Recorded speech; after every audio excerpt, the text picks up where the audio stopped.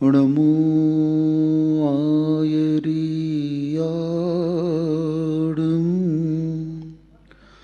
नमो वज्झायाडं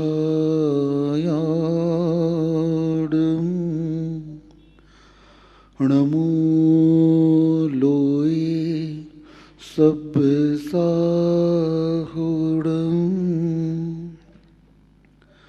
हानित घटती आयु है पर पाप मति घटती नहीं। आई बुढ़ोती पर विषय से कामना हटती नहीं। मैं यत्न करता हूँ दवा मैं धर्म मैं करता नहीं। दुर्मोह महिमा से ग्रसित हूँ नाथ बच सकता नहीं। जय बोलिए खैराट श्री कुंडलपुर के बड़े बाबा की जय। मूल नायक श्री चिंतामणि पार्श्वनाथ भगवान की जय। परम पूज्य संत शिरोमणि आचार्य भगवान श्री विद्यासागर जी महामुनिराज की जय। परम पूज्य निर्यापक श्रमण मुनि श्री सुधा सागर जी महाराज की जय। जिसमें जीवन तो है लेकिन गति नहीं है वो कहलाता है त्रियंच। जिसमें जीवन में जीवन तो है और गति भी है लेकिन प्रगति नहीं है वो कहलाता है त्रियंच। उसमें जीवन भी है और गति भी है लेकिन प्रगति नहीं है उसमें। और जिसमें जीवन भी है गति भी है और प्रगति भी है वो कहलाता है इंसान मनुष्य।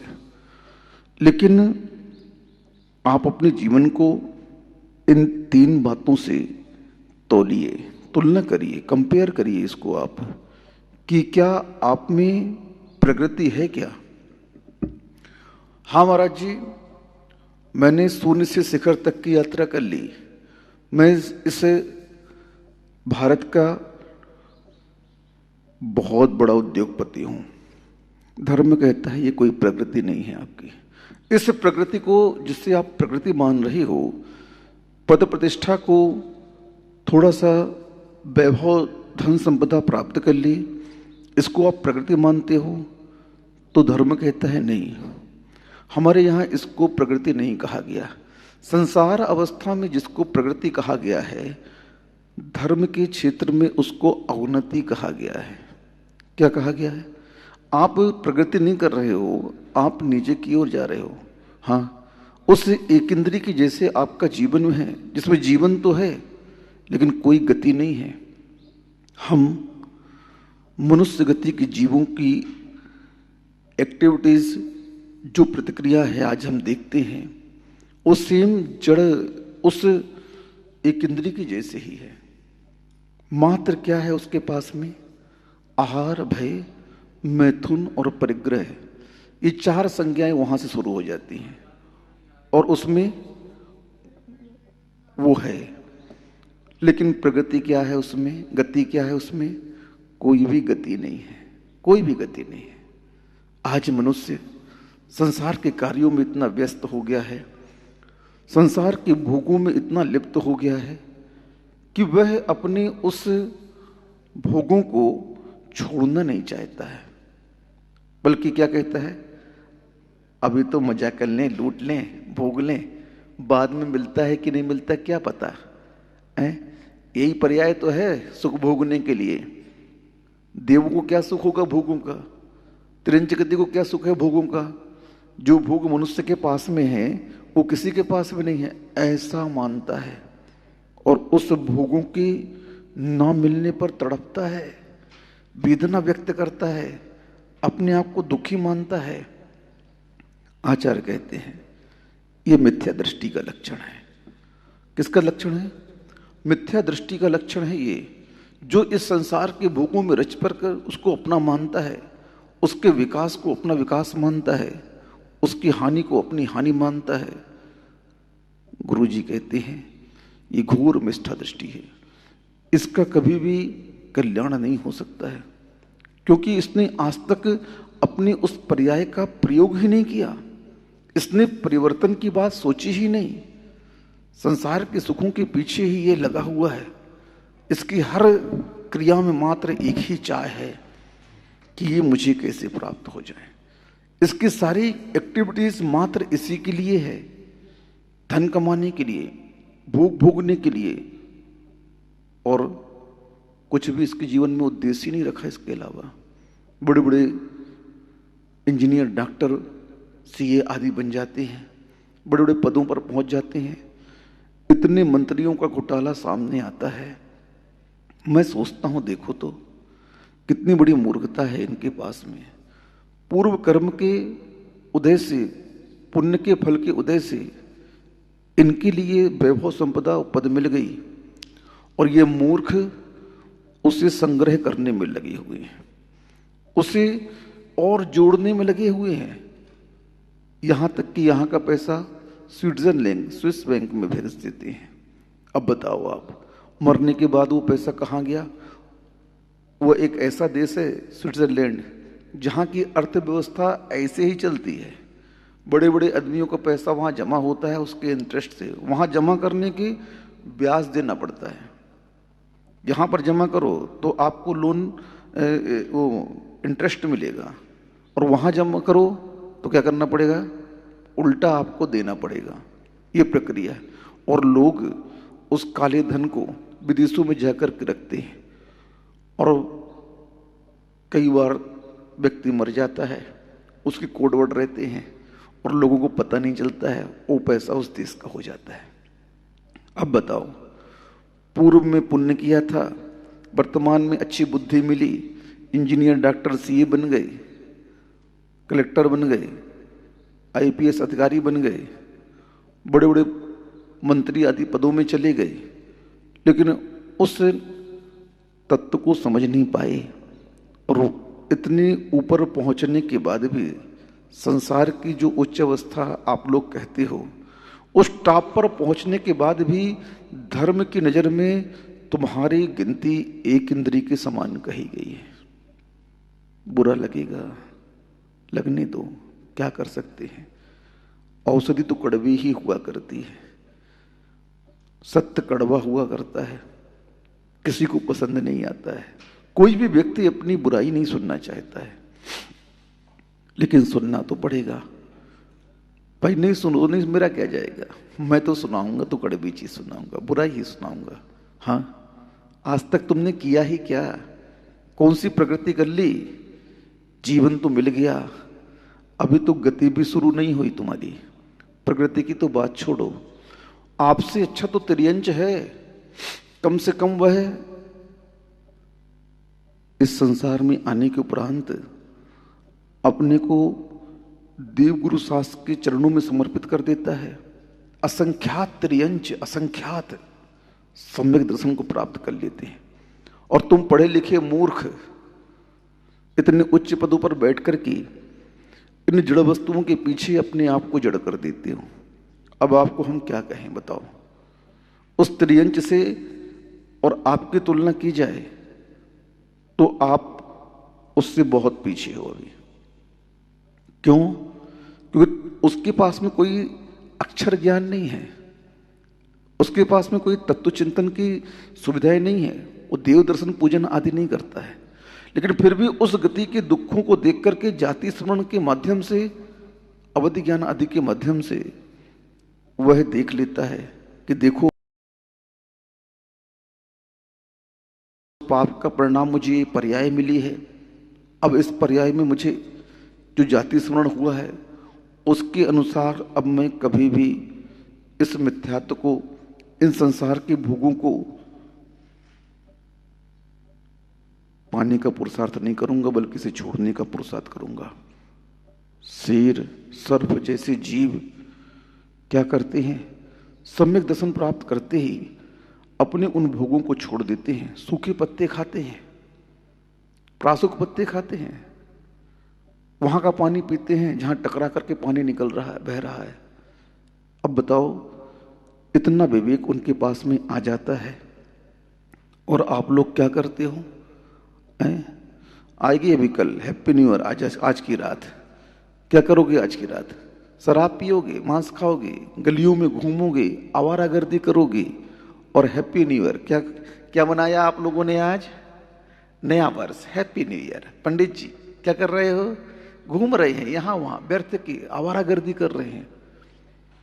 कितने एक्सीडेंट होंगे, कितने जहरीली शराब से मरेंगे, कितने लोग अपनी दुश्मनी भजाएंगे आज के दिन अकेले पाकर के आप लोगों को। जो समय आपको कहां बिताना था, धर्म के साथ पार्टिसिपेट करना था जिस समय को, उस समय को आप लोग संसार के पार्टियों में बहा रहे हो, भोगों में नष्ट कर रहे हो, धन संपदा को अर्जन करने में कर रहे हो। अरे मैंने कई बार तो कहा, धन संपदा अर्जन करने से प्राप्त करने से प्राप्त नहीं होती है। पुण्यमान व्यक्ति अल्प पुरुषार्थ में सब कुछ पा जाता है और भाग्यहीन व्यक्ति जिंदगी भर पुरुषार्थ करता है, उसे कुछ भी नहीं मिलता, मात्र मजदूरी मिलती है, बस अपना खा लो रूखा सूखा। और आप लोग इस बात को समझ नहीं रहे हो।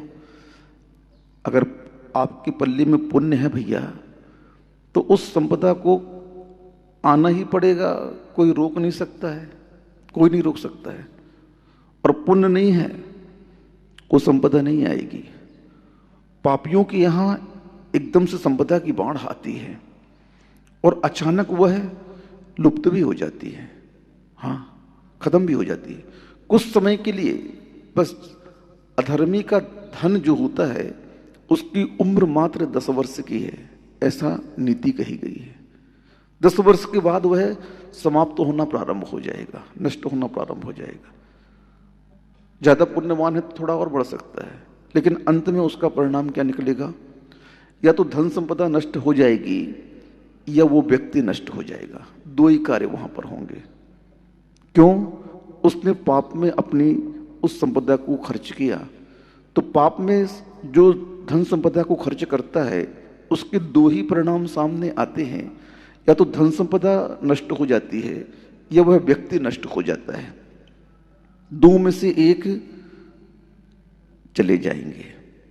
परिणाम क्या होगा? या तुम भोगने के लायक नहीं रहोगे, ये संपदा रखी रहेगी और तुम यहां से प्रस्थान कर जाओगे। कौन खाएगा? जिसके पुण्य में होगी वो संपदा उसके पास फिर चली जाएगी। ये सिद्धांत है, ये नियम है। इसलिए पुण्यवान व्यक्ति उस संपदा के आगमन पर क्या करता है? धर्म करता है। एक एक समय अपना वह कीमती मानता है, क्योंकि समय से ज्यादा कीमती वस्तु कोई है ही नहीं संसार के अंदर में। जिस वस्तु की आप कीमत लगा रहे हो वो कीमती कैसे हो गया? 10 करोड़ का हीरा है मान लो, तो उसकी 10 करोड़ कीमत तो लग गई कम से कम। अब उसकी कीमत लगने के बाद में वो कीमती कैसे रहा? मुझे बताओ। कोई भी व्यक्ति एक घंटे में 1 लाख रुपए कमा सकता है। सुन रहे हो पंडित जी? 1 घंटे में आप 1 लाख रुपए कमा सकते हो ना? हाँ कमा सकते हैं। क्या 1 लाख रुपए देकर के 1 घंटे कमा सकते हो आप? मुझे बताओ। किसी के दम नहीं है। जितने बड़े बड़े यहां के उद्योगपति हैं घंटों में अरबों रुपए कमा रहे हैं, ठीक है, लेकिन उन अरबों रुपए के बदले में 1 घंटे कमा के दिखा दो। धर्म कहता है तुम्हारी हिम्मत ही नहीं, औकात ही नहीं तेरी, तू कमा नहीं सकता है। अब बताओ कितना कीमती समय है। अरबों खरबों क्या, जितनी संपदा तुम्हारे पास में सब कुछ दे दो तो 1 घंटे नहीं कमा सकते हो। और उस 1 घंटे को हम कैसे व्यतीत कर देते हैं, किन पाप कार्यों में हम इसे खर्च कर देते हैं, जरा सोचो तो। कुछ भी साथ नहीं जाएगा। जो इस समय का सदुपयोग कर लेता है प्रगति उसी की होती है। तिरंज गति का जीव, उसमें जीवन तो है और गति भी है। और उस गति के माध्यम से वह क्या करता है? बस उस श्वान को देख लो ना, दिन भर यहां वहां घूमना, अपने जात भाई को देख करके लड़ना, जो मिला खा लिया, जहां मिला वहां रह लिया सो लिया। ये जिंदगी स्वान की है, तिरंज गति के जीवों की है। आप लोगों की जिंदगी कैसी है? ऐसे ही है। महाराज जी नए साल में कम से कम अच्छा बोलिए ना, कुछ है ये क्या बोल रहे हो आप? अरे भैया नए साल में ही तो आपको सुधरना है। मैंने कल कहा था ना कि जब तक आप स्वयं अपनी दिशा और दिशा सुधारोगे नहीं, तब तक आपकी प्रगति हो नहीं सकती। प्रगति के लिए परिवर्तन आवश्यक है।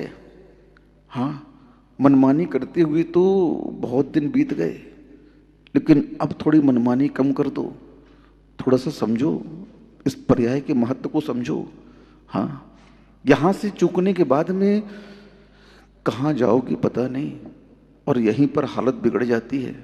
इसलिए मिथ्या दृष्टि जीव संसार की भोगों में रचपच करके उन भोगों को ही अपना सब कुछ मानता है, उस संबंधों में फंस करके उस संबंधों को ही अपना मानता है, उससे ऊपर उठने का प्रयास ही नहीं करता है। तिरंज गति का जीव तो फिर भी कुछ ऊपर उठ सकता है, पंचम गुण स्थान तक पहुंच जाता है, और आप में योग्यता होने के उपरांत भी आप लोग मात्र संसार की उस वस्तुओं की चाह में उस पुण्य को नष्ट करके अपनी इस पर्याय को समाप्त करके और उस निकृष्ट पर्यायों में चले जाते हैं। तभी चौथी पत्नी आई, बोली मैं आपका साथ दूंगी, आप चिंता नहीं करो। ओहो, वो बोलता है देखो, मैंने जिसकी आज तक उपेक्षा की, इग्नोर किया, जिसको कभी मैंने अपना माना ही नहीं, वो आज मेरा साथ देने तैयार है। पहली पत्नी कौन है? ये शरीर है आपका, स्पष्ट मना कर देगा अंत में, मैं आपका साथ नहीं दूंगा। दूसरी पत्नी कौन है? संपत्ति है, ये आपका कितना साथ देगी, आपकी सेवा कर देगी। तीसरी संपत्ति परिवार, कुटुंब, मित्र आदि हो गए, ये कहाँ तक जाएंगे? शमशान घाट तक छोड़ने चले जाएंगे। कमला चलत न पेड़ जाए, मरघट तक परिवार, अपने अपने सुख को रोबे, पिता पुत्र दारा। ये संसार का स्वभाव है, नेचर है। इतना ही संबंध का फल है, संबंधों का और कोई फल नहीं है। जितने भी संबंध आपके संसार में स्थापित हुए हैं, उन संबंधों का अंतिम परिणाम क्या है? नरक निगोद, तिरंज गति। कहां जाओगी?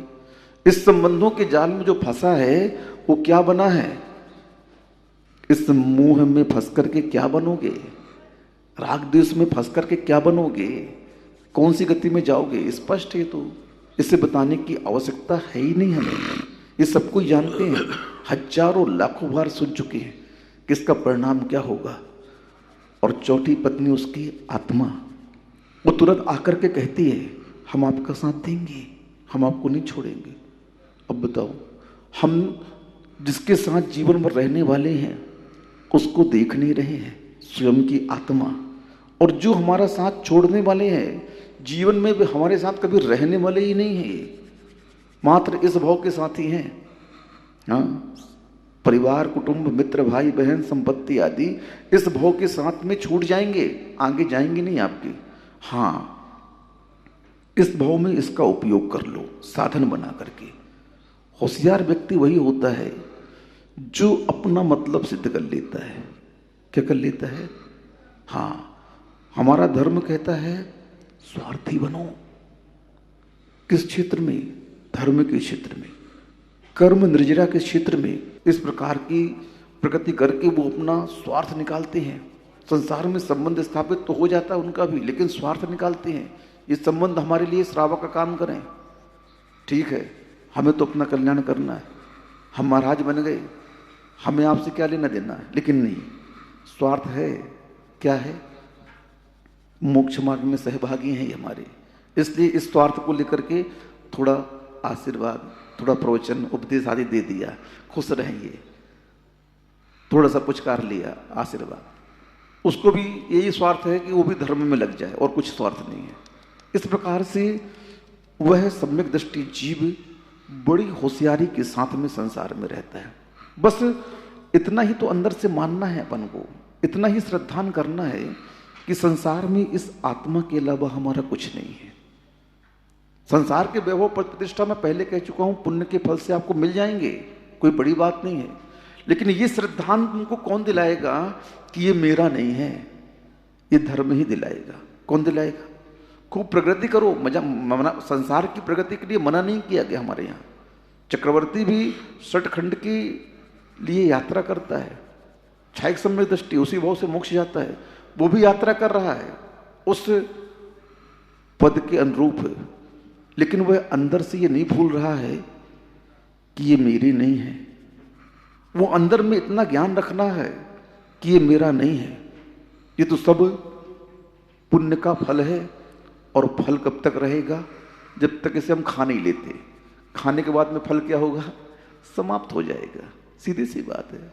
आपके यहाँ सेव फल रखा है, कब तक रखा रहेगा? जब तक आप खाते नहीं हो। खाने के बाद में फल का क्या होगा? पेट में चला गया, मल के रूप में परिवर्तित हो गया, नष्ट हो गया। यहाँ पर भी यही है। फल कब तक है? जब तक आपने खाया नहीं। हम लोग श्रवण बनकर के क्यों यातनाएं सहते हैं? क्यों उपसर्ग परिचय सहते हैं? हमारी चर्या में पग पग पर क्यों ऐसे दुख रख दिए?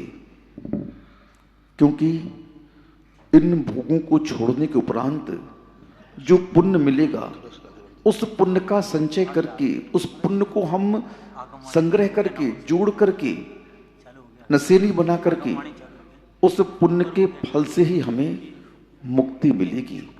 क्योंकि मोक्ष मार्ग में सबसे सहायक पुण्य है और संसार मार्ग में भी उन भोगों को प्राप्त करने में सहायक पुण्य है।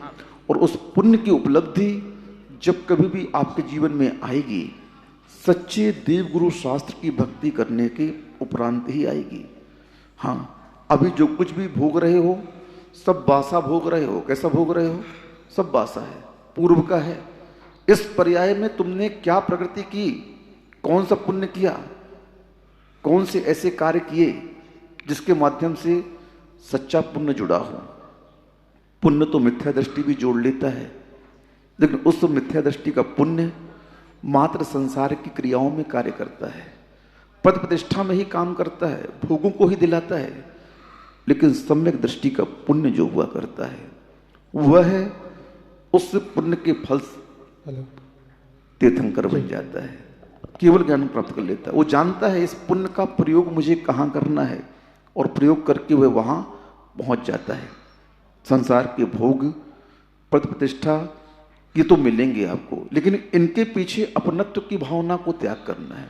क्या करना है? दिशा और दशा जो बदलने की बात मैंने कही, उसमें और कुछ नहीं करना है। संसार के कार्यों को करिए, कर्तव्य के रूप में मना नहीं है, लेकिन अंदर से ये श्रद्धान आपका पर्याय बन जानी चाहिए कि मैं अकेले आया हूं और अकेले जाऊंगा। ये पर्याय बन जाए, ये श्वास श्वास में बस जाए, आपके मस्तिष्क में बैठ जाए। क्योंकि सत्य तो जीवन का यही है और कुछ नहीं है। भेद विज्ञान में और क्या हुआ करता है? यही तो होता है। शरीर अलग है, आत्मा अलग है, बस इतना श्रद्धान ही तो भेद विज्ञान कहलाता है। लेकिन ये भेद विज्ञान मात्र प्रवचन का आधार नहीं है, मात्र संगोष्ठी का आधार नहीं है। धर्म को मात्र प्रवचन और संगोष्ठी का आधार नहीं कहा गया है। धर्म को मात्र बोलने से कुछ नहीं होगा, क्योंकि जब तक हम कोई भी विचार क्रिया में नहीं लाएंगे, तब तक वह संस्कार का रूप ले नहीं सकता है। विचारों को विचारों तक रह करके छोड़ दिया जाए तो वो समाप्त हो जाएंगे। विचारों को मात्र वचन रूप में कह दिया जाए तो उससे भी कोई फायदा नहीं होना है। जब वही विचार क्रिया रूप बनेंगे तो वो संस्कार बन जाएंगे, और वह संस्कार हमारी आदत बन जाएगी। बार बार प्रयोग करना होगा, बार बार विचारों को वचन के माध्यम से जो बोला गया है उसको क्रिया रूप परिणत करना होगा, तब कहीं जाकर के वह संस्कार बनते हैं। एक दिन की कोई भी विचार, कोई भी वचन, कोई भी क्रिया संस्कार नहीं बनते हैं। संस्कार कब बनेगा? जब बार बार उन विचारों को गति देंगे, बार बार उन गति को क्रिया रूप परिणत करेंगे, तब वह हमारी आदत बन जाएगी, हमारा स्वभाव बन जाएगा।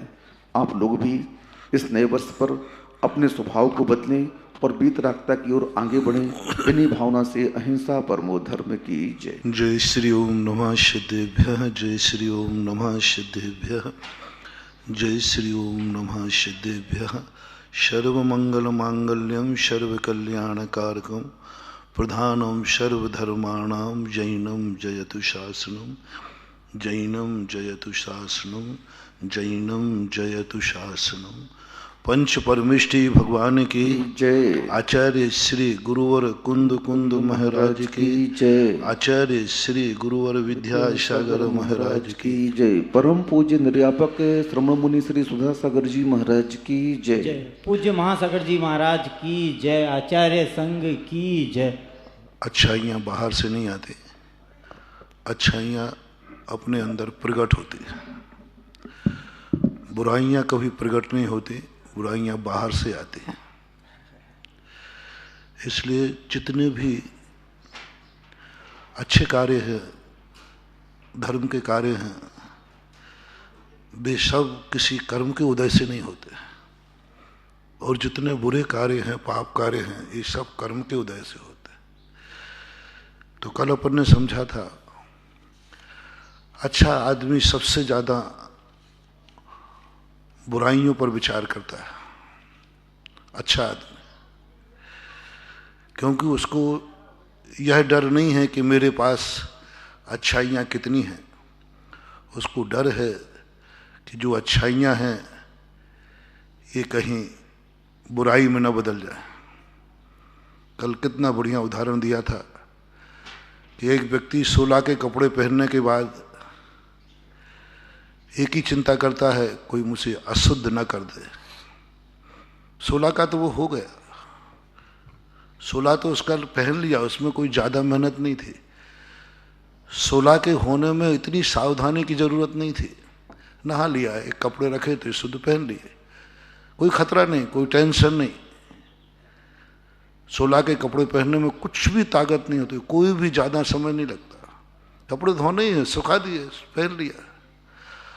अब सबसे ज़्यादा सावधानी किसकी है? अशुद्धि की, कोई छू ना ले, कोई अशुद्ध ना कर दे। ऐसा ही ज्ञानी व्यक्ति, दीक्षा लेने में ज़्यादा टाइम नहीं लगता, 1-1.5 घंटे में दीक्षा हो जाती है। अब पूरी जिंदगी भर उसे ये नहीं सोचना है मुझे दीक्षा लेना है, ये सोचना है कि जो संकल्प मैंने किए हैं ये टूट ना जाए। कोई भी अच्छी घटना होती है 2 मिनट में घटती है, लेकिन उसकी सुरक्षा करना, कमाई भी कोई बड़ी चीज नहीं है। कमाई करना, खास तौर से बनियों को तो कमाई करना बाएं हाथ का खेल है। कमाने में बहुत माहिर होते हैं, लेकिन सबसे ज़्यादा tension, heart attack, brain haemorrhage, नींद हराम, सबसे ज़्यादा जैनी के कमाने में नहीं होते, उसकी रक्षा करने में होते हैं।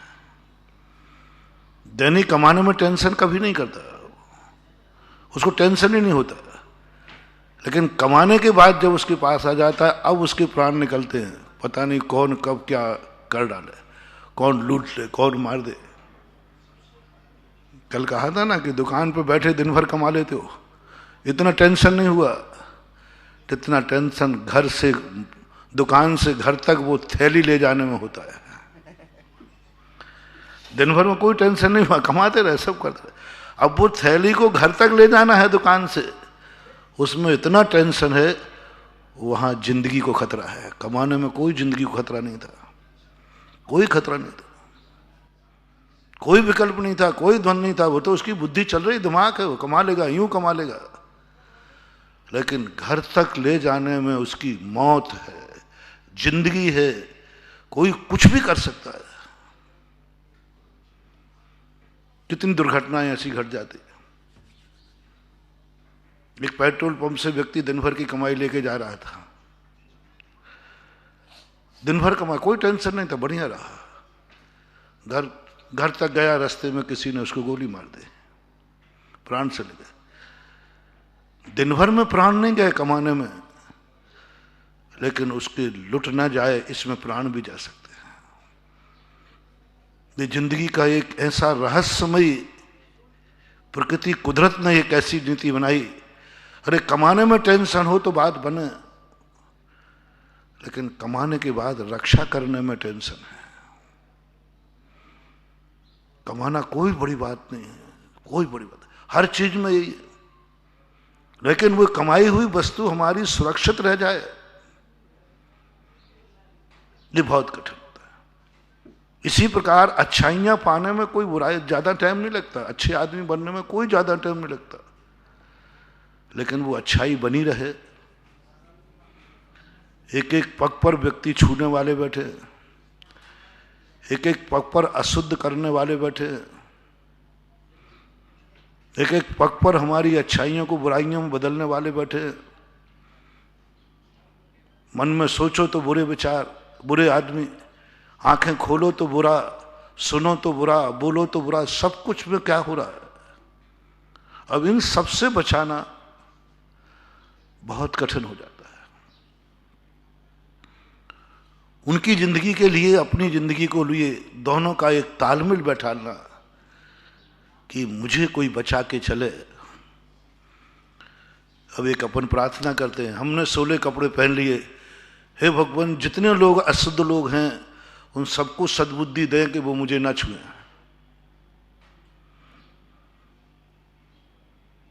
एक अपन एक कोई साधना मंत्र ढूंढो कि मैंने शुद्ध कपड़े पहन लिए भगवान, अब सब अशुद्ध कपड़े वालों के दिमाग ठीक रखना, वो मुझे ना छुएं। भगवान कहते इसका कोई मंत्र नहीं। अशुद्ध वालों को हम कोई मंत्र दें दुनिया में जो अशुद्ध वालों से ये कह दें कि भाई तुम ऐसा दिमाग करो, तुम ऐसी माला फेरो जिससे अशुद्ध व्यक्ति कोई तुम्हें छुएगा ही नहीं, कोई मंत्र नहीं। तुम्हारे लिए मंत्र जरूर है कि अब तुम अशुद्ध व्यक्ति वाले से दूर रहना। अशुद्ध व्यक्ति के लिए मंत्र नहीं है ऐसा कि कोई ऐसी माला फेरी जाए कि अशुद्ध व्यक्ति शुद्ध व्यक्ति के पास ही नहीं आए। कोई जाप नहीं है ऐसा, कोई साधना नहीं है, कोई तपस्या नहीं है कि ऐसा कोई मंत्र मिल जाए। मैंने बहुत खोजा कि ऐसा मंत्र मिल जाए कि जिस दिन से मैं शुद्ध कपड़े पहनूं कोई अशुद्ध व्यक्ति मेरे पास ही नहीं आए, मुझे छुए ही नहीं मिला। बहुत प्रयास किया कि कोई ऐसी साधना हो जाए कि कभी मैं जितना अच्छा बन जाऊं बुरे लोग मेरे पास ही नहीं आए, ना बुरे लोगों का विचार आवे, ना बुरे लोगों को हमें देखने में आवे। आंख खोलूं तो हमें कभी बुरा व्यक्ति दिखे ही नहीं, अपने आप वो गायब हो जाए मेरे सामने, बुरी बात मेरे कानों में पड़े ही नहीं मिला मंत्र। मैं अपना पक्ष पूरा रख रहा हूं, मैं किसी से दुश्मनी नहीं रखना चाहता हूं, बस एक डर है कि कोई मेरी जिंदगी में दुश्मन ना आए, इसकी साधना नहीं कर पा रहा हूं। ये साधना तो हो गई, मैं किसी से दुश्मनी नहीं करूंगा, मैं किसी से दुश्मनी नहीं करूंगा, ये साधना कर ली। लेकिन वो साधना और करना चाहता हूं कोई मेरे से दुश्मनी ना करे, नहीं मिल रहा। मैं किसी को बुरी नजर से नहीं देखूंगा, ये तो मैंने साधना कर ली, कल ही कहा था मैंने, बहुत साधना कर ली, बहुत तपस्या कर ली। मैं अपनी आंखों से किसी को बुरी दृष्टि से नहीं देखूंगा, लेकिन वो साधना मंत्र नहीं मिल पा रहा है कोई मुझे बुरी दृष्टि से ना देखे, नहीं मिल पा रहा। मैं किसी को गाली नहीं दूंगा, ये नियम ले लिया मैंने, साधना कर ली, नहीं दूंगा। लेकिन ये साधना नहीं मिल रही है कि कोई मुझे भी गाली ना दे, मैं किसी को नहीं मारूंगा, नियम है, संकल्प किया है, ये साधना हो चुकी है और पालन कर रहा हूं। लेकिन वो साधना अभी तक नहीं हो पा रही, कोई मुझे नहीं मारेगा, क्योंकि मैंने दुनिया को मारने का त्याग कर दिया है। अब मुझे ये फल मिलना चाहिए कि मुझे भी कोई नहीं मारेगा, मिलना चाहिए कायदा से। पहले मैं कर रहा हूं, वो नहीं है कि मैं नहीं करूं और तुमसे कराऊं। वो तो नीति दुर्नीति है, गलत नीति है कि मैं किसी को मारूं कोई मुझे नहीं मारे, जो डाकुओं का नियम है। ये डाकू लोग करते हैं, डाकू दुनिया को मारते हैं और स्वयं भागते हैं। डाकू का एक नियम है, मुझे कोई मारे नहीं, मैं सबको मारूंगा। रावण कहता है मैं राम को मारूंगा, राम मुझे नहीं मारे। पापी का, डाकू का लक्षण ही होता है। हम दुनिया को गाली देंगे, गुंडे का काम होता है तुम जबान भी मत निकालना, ध्यान रखना, तो जीभ काट दूंगा। तो तुम क्या, मैं गाली दूंगा क्यों? गुंडा हूं। गुंडा गाली देता है और दूसरे से कहता मुझे गाली मत देना, वो तुम्हें मारेगा लेकिन वो तुम उसको नहीं मार सकते। ये डाकुओं की, गुंडों की नीतियां हैं। स्वयं बुरा सोचेगा, स्वयं बुरा देखेगा, स्वयं बुरा बोलेगा। लेकिन साधु का लक्षण ऐसा नहीं है। साधु कहता है मैं अपने आप से शुरू करता हूं, ना मैं बुरा देखूंगा, ना बुरा सुनूंगा, ना बुरा बोलूंगा। लो मैं गांधी जी के 3 बंदर बनता हूं, संकल्प पूर्वक बनता हूं। बुरा देखूंगा नहीं, बुरा सुनूंगा नहीं और बुरा बोलूंगा नहीं, और पालन भी करता है। लेकिन आज तक ऐसा कभी नहीं हुआ बुरा नहीं देखने वाले को लोगों ने बुरी दृष्टि से न देखा हो, बुरा नहीं सुनने वालों की किसी ने बुराई न की हो। अच्छे अच्छे लोग देखे मैंने, महापुरुष देखे जिन्होंने कभी किसी की बुराई अपने मुंह से नहीं की। उनकी बुराई भी इस दुनिया में हुई है। मर्यादा पुरुषोत्तम राम, जनक नंदिनी वैदेही, जिसने दुनिया में कभी किसी की बुराई नहीं हुई, लेकिन उनकी बुराई दुनिया में हुई है, की है। ये कैसे सिद्धांत है दुनिया के। अरे उसको तो दुनिया बख्शे जो किसी की बुराई करता नहीं है। तो सब लोग एक नियम ले लें कि जो किसी की बुराई नहीं करता मैं उसकी बुराई नहीं करूंगा। महावीर भी सफल नहीं हो पाए। महावीर की भी बुराई हुई, महावीर ने कभी किसी की बुराई नहीं की। जितने जितने महापुरुष हुए इन सब ने सबकी बुराइयां हुई, सब पे उंगलियां उठी, सबकी आलोचना हुई, और कोई भी साधना नहीं कर पाया इसकी। है ही नहीं, मंत्र ही नहीं है। अपन को ये बात सोच देना चाहिए कि जगत कब अच्छा होगा, दुश्मन को सद्बुद्धि कब आएगी, बुराइयां इस दुनिया से कब मिटेंगी, अशुद्ध व्यक्ति मेरे से दूर कब तक रहेगा। ये तो होने वाला नहीं है। बस यही है कि हम जितना ज्यादा बुराइयों से, बुरे व्यक्ति से अपने आप को बचा सके। भीड़ में आप शुद्ध कपड़े पहन के देखना, आपको ही बच के चलना पड़ेगा, कोई बच के चलने वाला नहीं है। दुनिया में तुम साधु बन जाओ ना, कोई तुम्हें बख्शने वाला नहीं है। तुम्हें खुद विचार करना है कि मेरी साधुता किस में कायम है और मैं कैसे सुरक्षित रह सकता हूं। डाकू से अपेक्षा मत करना कि ये मेरा धन नहीं लूटेगा। तुम्हें ही संभाल के रखना है, तुम्हें ही संभाल के रखना है। तुम्हें ही कला सीखना है कि मैं डाकू से बचूंगा कैसे। कमा तो लिया मैंने, मैं साधु बन तो गया, लेकिन इस साधुता को लूटने वाले जगत में ना जाने कितने लोग बैठे। हमें सावधान रहना है कि मेरी साधुता की सुरक्षा कैसे करूं। ले तो लिया, नियम ले तो लिया है, बिगाड़ने वाले नियम को बहुत सारे लोग बैठे हैं। नियम देने वाले कम हैं, नियम बिगाड़ने वाले ज्यादा हैं। अपना खुद का मन ही है, ये मन का ही भरोसा नहीं है। दुनिया पे क्या भरोसा कर। नियम लेने के बाद दुनिया बिगाड़े या नहीं बिगाड़े, ये मन ही बिगाड़ देता है। अपना खुद का ही मन पीछे पड़ जाता है। तोड़ दो नियम। अपनी इंद्रिय ही हमारा नियम तोड़ देते हैं, हमारे लोग ही हमारा नियम तोड़वा देते हैं। हमारा खुद का किया हुआ कर्म नियम तोड़ा देता है। दूसरे की तो हम क्या बात करें। ऐसे कर्म का उदय आ जाता है कि लिया हुआ नियम टूट जाता है। कई बार तोड़ना पड़ता है। समंतभद्र महाराज को कर्मों ने नियम तोड़ दिया, कोई नहीं तोड़वा पाया उनका। उनके कर्म ने ऐसी बीमारी दी तो मुनिपद तोड़ना पड़ा, छोड़ना पड़ा, कर्म ही विपरीत हो गया। बहुत कठिन है सुरक्षित करना। इसलिए बुराइयां हमेशा बाहर से आती हैं, और बाहर से बुराइयां आने वाले को रोकने के लिए तुम्हें अपनी दृष्टि इतनी पहनी रखना पड़ेगी, और वो तुम नहीं रख पाओगे। क्योंकि अच्छा व्यक्ति कितनी भी सावधानी करे, बुरे आदमी से नहीं जीत सकता। पुलिस कितना भी सावधान रहे, चोर से नहीं जीत पाता।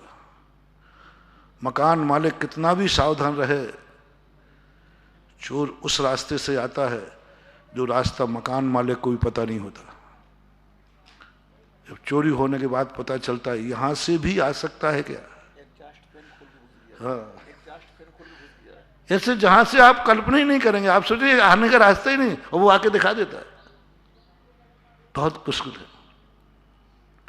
इसलिए संसार में रहने के लिए हमें कुछ ऐसे चाहिए जो डाकुओं के साथ रहते हो लेकिन डाकू ना हो, पापियों के साथ रहते हो पापी ना हो, बुरे आदमियों के साथ रहते हो लेकिन बुरे ना हो, गंदगी में रहते हो लेकिन गंदे ना हो। संसार में जीना है तो मैंने पहले ही कह दिया, अपने पास तो कोई रक्षा कवच है नहीं, ना मंत्र है, ना साधना है, कुछ भी नहीं है। होती तो अभी तक कर लेते, होती तो महावीर पर उपसर्ग नहीं आता, होती तो पारसनाथ पर उपसर्ग नहीं आता। पारसनाथ पर सिलाएं नहीं फेंकती। जिन भगवान ने किसी पर कंकड़ नहीं फेंका उन पर बड़ी बड़ी सिलाएं फेंकेंगे, वो भी साधना नहीं कर पाए। अब मात्र एक साधन है, और उनकी तो वहां तक अपन जा नहीं सकते, उतना अपन सोच नहीं सकते, विचार नहीं कर सकते। अपने पास टाइम ही कहाँ है। अच्छे व्यक्ति के पास टाइम नहीं होता है। कमाने वाले व्यक्ति के पास टाइम नहीं होता कि कल क्या होगा। वो कहता कमाई हो रही होने दो। अच्छा व्यक्ति अपने जीवन में उन अच्छाइयों में इतना डूब जाता है, इतने आनंद में डूब जाता है कि उसे खबर ही नहीं थी कि चोर हमारे घर में कब घुस गया, बुराई मेरे जीवन में कब घुस गई, क्योंकि वो इतने आनंद में हो गए। बड़े आदमी कई बार उनके परिवार के, उनके बच्चों में कब कुसंगति आ जाती उनको पता ही नहीं चलता, क्योंकि वो तो अमीरी में के आनंद में डूबे थे, अमीरी का आनंद ले रहे थे। और अमीरी के आनंद में डूबते डूबते पता चला कि उनका बच्चा तो, उनकी बच्ची तो, उनका परिवार तो हाथ से जा चुका, जिसके लिए कमा रहे थे, जिस पर नाज था। अमीरी का आनंद ऐसा आया कि सब कुछ खला गया, सब कुछ खो दिया। बड़े आदमियों के बच्चे क्यों बिगड़ जाते हैं? क्योंकि वो अपनी अमीरी के आनंद में डूब जाते हैं। वो अमीरी का इतना आनंद, इतना शौक आ जाता है कि उनको बच्चों के लिए समय ही नहीं होता। वो कहते हैं अमीरी का आनंद लो कि बच्चों की देखभाल करूं। अमीरी का आनंद लेना है, बच्चों की तरफ से उदासीन हो जाते हैं। वे बच्चे को एक रोटी बना के भी नहीं खिलाते क्योंकि अमीर हैं। उन्हें अमीरी का आनंद लेना है। मैं क्यों रोटी बनाऊं, सेठानी बोलती है। मैं क्यों बनाऊं, सेठानी हूं, अमीर आदमी के यहां आयु, अमीर मेरा पीहर है, अमीर मेरा जौहर है, सब कुछ अमीरी है, मैं क्यों रोटी बनाऊं, अमीरी का आनंद लूंगी। उसे बेटा नहीं दिखता कि तू रोटी बना रही है कोई नौकरानी की में से। हर अमीर महिला को घर के काम करने में नौकरानी का एहसास होता है। जब जब महिला को नौकरानी का एहसास हो, समझ लेना वो घर बर्बाद होने वाला है। जिस घर में नारी ये कहे, जब आप लोगों में कहा सुनी हो, कौन सी नौकरानी लगा दी रोटी बनाने वाले, समझ लेना अब घर के बर्बादी के समय आ गए। घर की महिला को रोटी बनाना नौकरानी पना लग रहा है, कपड़े धोना नौकरानी पना लग रहा है, नौकरानी पना महसूस हो रहा है। क्योंकि वो अमीर है, उसको अमीरी का चस्का बैठ गया है मस्तिष्क में, उसका अमीरी का आनंद लेना चाहते हैं वो। पुरुष भी ऐसे ही है, पुरुष के पास पैसा आते उसको कहता मैं अमीर हूं, मेरे यहां 4 नौकर खड़े हैं, मैं बच्चे को स्कूल छोड़ने नहीं जाऊंगा, नौकर को भेज देगा। बच्चा रोता है तो चुप करने के लिए मोबाइल दे देगा, लेकिन स्वयं समय नहीं देगा, नौकर को कह देगा। समझ लेना ये बर्बादी का समय आ गया। हर नारी को सोचना चाहिए, बेटे के लिए रोटी बना रही हूं, कोई नौकरानी नहीं हूं मैं, मां हूं। मां के लिए, मेरे बेटे के लिए रोटी नौकरानी खिलाएगी मां रहते हुए? मेरे पति के लिए रोटी नौकरानी बनाएगी मेरे रहते हुए? मेरे परमेश्वर की पूजा पुजारी करेगा मेरे रहते हुए। भक्त को इतना सा भाव आ जाए। अमीर लोगों के मंदिरों में अमीर लोगों की बर्बादी क्यों होती है? उनके मंदिरों की पूजा पुजारी करता है। अमीर आदमी है ना, बड़े आदमी, मंदिर तो होते उनके पूर्वजों के मंदिर थे, बड़े आदमी थे, बहुत बड़े आदमी थे। उन्होंने खुद के लिए मंदिर बनाया था। गृह चैत्यालय होता है सेठ लोगों के यहाँ, किस लिए होता है? क्योंकि वो स्वयं पूजा करते थे, सेठानी पूजन करती थी, उनके लिए होते। उनके बच्चों को अमीर बाप का एक जुनून चढ़ जाता है कि मैं अमीर नगर सेठ का बेटा हूं, मैं अमीर हूं। वो मंदिर में पुजारी लगा देते अभिषेक पूजन के लिए। बड़े आदमी का आनंद लेना है ना। अमीर आदमी सवेरे से अभिषेक कैसे कर ले भगवान का? हमने अक्सर कर बड़े आदमियों के यहां जिनके चैत्यालय हैं, उनके यहां सब पुजारी नौकर पड़ोसी अभिषेक पूजन करते हैं। मैं तुरंत समझ जाता हूं, जिस बड़े आदमी के गृह चैत्यालय में पुजारी पूजन करता है, मैं अंदाज ले लेता हूं ये वंश मिटने की कगार पर है, ये वंश बर्बाद होगा, मिट जाएगा, क्योंकि ये अमीरी के आनंद में चला गया है, अमीरी का लुत्फ उठा रहा है, बर्बाद हो जाएगा। जिन मंदिरों में, समाज के मंदिरों में पुजारियों लोगों के अभिषेक होते हैं, पूजन होते हैं, कोई अर्घ चढ़ाते हैं, मैं समझता हूं यह समाज ज्यादा समय तक टिकने वाली नहीं है। भगवान की अभिषेक करने के लिए, हे भगवान तेरा अभिषेक नौकर करेगा? तो मैं गरीबी की हम नहीं होती, मैं गरीब आदमी थोड़ी हूं, मैं अमीर हूं। बस यही बर्बादी हो जाती है। बड़े बड़े आदमियों को मैंने, जहां भी मैं गया, बड़े आदमी मिलते, बोले महाराज जी क्या हमारी दशा हो गई? हमारे पूर्वजों के पास कितनी धन दौलत थी, कितनी तू बोलती थी, इतने मंदिर बनाए, इतने चैत्यालय बनाए, इतने सब कुछ किया, हमारी हालत ठीक नहीं है। मैंने कहा इनकी सेवा कौन कर रहा? बोले पुजारी। महाराज मैं करूं, मैं सेठ का लड़का हूं। मैंने कहा यही बर्बादी है। भगवान की सेवा करने में तुम अमीरी भूल जाना महानुभाव, उस समय अमीरी का आनंद नहीं लेना। जितने गरीब बन सको उतने बन जाना। एक गरीब से गरीब व्यक्ति जो सब तरफ से परेशान हो, वो अपनी जिंदगी चलाने के लिए किस स्तर तक उतर आता है? एक गरीब आदमी रोजी रोटी के लिए आपके जूठे बर्तन मान सकता है, झाड़ू लगा सकता है, गंदगी साफ कर सकता है, किसके लिए? कितने स्तर पर उतर आता है आप खुद देख लीजिए। किसी भी स्तर पर उतरने को तैयार है, क्योंकि वो पुण्यहीन है, गरीब है।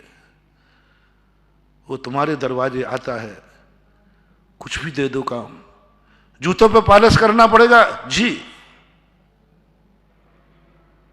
बोलो गरीब दुखी व्यक्ति रोजी रोटी के लिए तुम्हारे जूतों पर पॉलिश करने की नौकरी स्वीकार कर सकता है कि नहीं? कर सकता है, करते हैं। सब करने को तैयार है। मेरा आपसे आज के प्रसंग में कहना है, जब आप प्रभु के दरबार आओ, जब गुरु के दरबार आओ, जब तुम आओ, उस समय तुम भी जितने ज्यादा गरीब बन सको, जितने ज्यादा गरीब बन सको, और जो भी तुम्हें करने का मौका मिले उस सेवा को स्वीकार कर लेना, अभाग्य मान के। वहां अमीर मत बनना। ये भाव नहीं आ जाए मैं अमीर होकर पूजा करूं, अभिषेक करूं, कोई मेरे पास पैसों की कमी थोड़ी है, नौकर कर देंगे।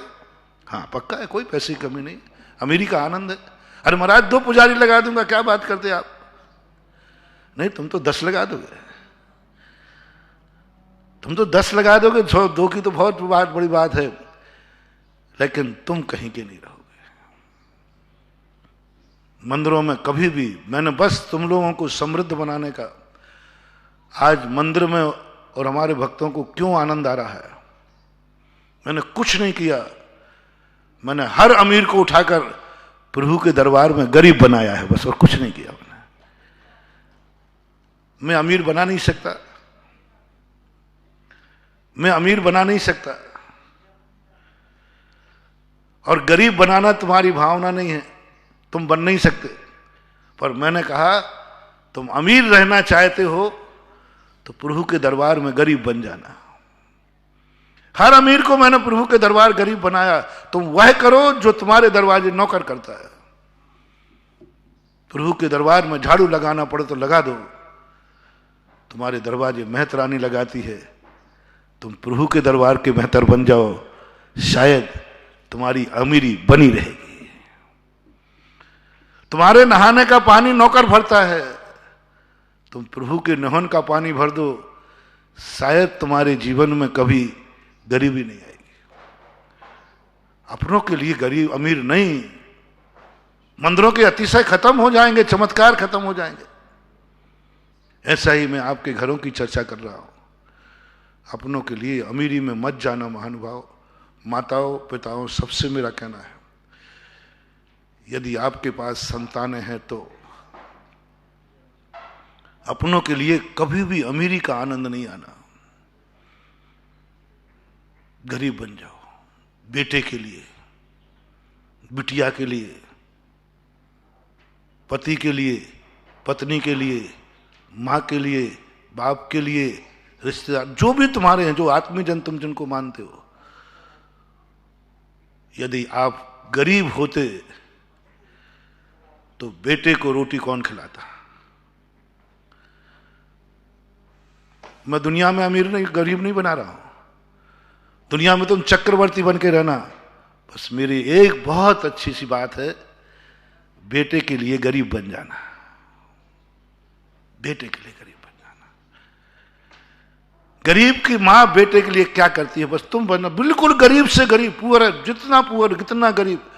किसी भिखारन को देख लेना, किसी मजदूरन को देख लेना, उसका बेटा रोता है तो वो क्या करती है?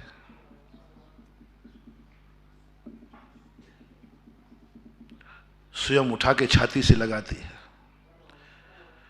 उसका बेटे को रोटी चाहिए तो कौन बना के देती है? उस गरीब की स्वयं बना के देती है। बेटे को कौन सुलाता है? स्वयं सुलाती है। बेटे की सेवा कौन करता है? उसके गंदगी कर दे तो कौन उसकी सेवा करता है? गरीब मां की कह रहा हूं।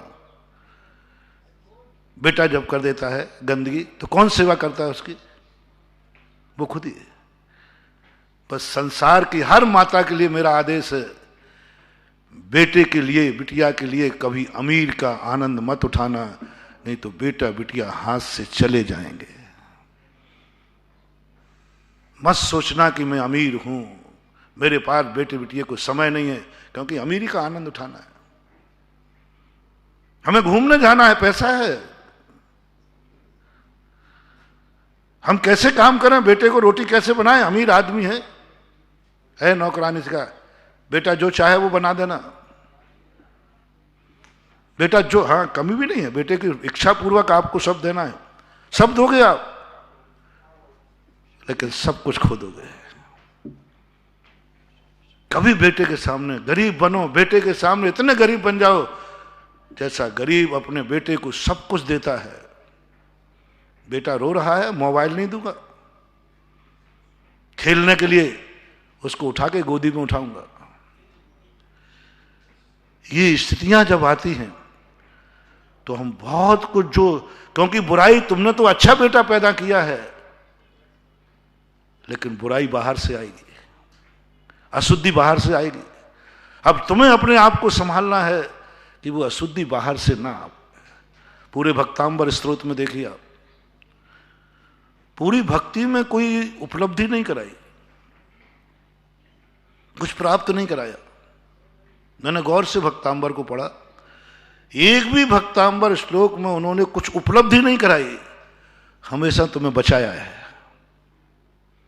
शेर आ गया सो बचा लिया, नाग आया सो बचा लिया, हाथी आया सो बचा लिया, दुश्मन आया तो बचा लिया। अरे भाई कुछ प्राप्त तो कराओ, कुछ प्राप्त ही नहीं कराया, बस बचाया है, बचाया है। उन्हें क्या बोले प्राप्त क्या कराऊं, प्राप्त तो तेरे पास है। मास्टर 100 नंबर देता नहीं, 100 नंबर तो हैं। अच्छाई की जो मैंने कहा था, अच्छाई तो अपने पास है, बाहर से बुराई आती है। पूरा भक्तांबर में कुछ भी प्राप्त नहीं हुआ, मां कवच है, वो सुरक्षा कवच है। मां दुश्मनों से बचाता है, नकारात्मक ऊर्जा से बचाता है, तुम्हारे नाश करने वाले से बचाता है। ढाल बन के आ गया। सारे जगत में हमने बहुत सारे स्तोत्र पढ़े, भक्तांबर स्तोत्र की विशेषता जो मैंने देखी, मैं यही सोचता हूं कि आखिर इसने ऐसी क्या प्रसिद्धि पाली। इससे पुराने पुराने स्तोत्र हैं, लेकिन भक्तांबर स्तोत्र एक सारे भारत में बहुत अमोल है, अनमोल है, जो सारे भारत के लिए प्रिय है। मात्र एक कार्य किया उसने, मैं तुम्हें कुछ भी नहीं दूंगा, लेकिन तुम्हें लुटने नहीं दूंगा। बॉडीगार्ड बन के आया। बॉडीगार्ड तुम्हारी कमाई नहीं कराता, तुम्हारे कमाने में सहयोग नहीं देता। बॉडीगार्ड का काम क्या है? सुरक्षा। ब्लैक कमांडो बहुत कठिन है। कमाने में सहयोग देने वालों से ज्यादा महत्वपूर्ण है सुरक्षा करना।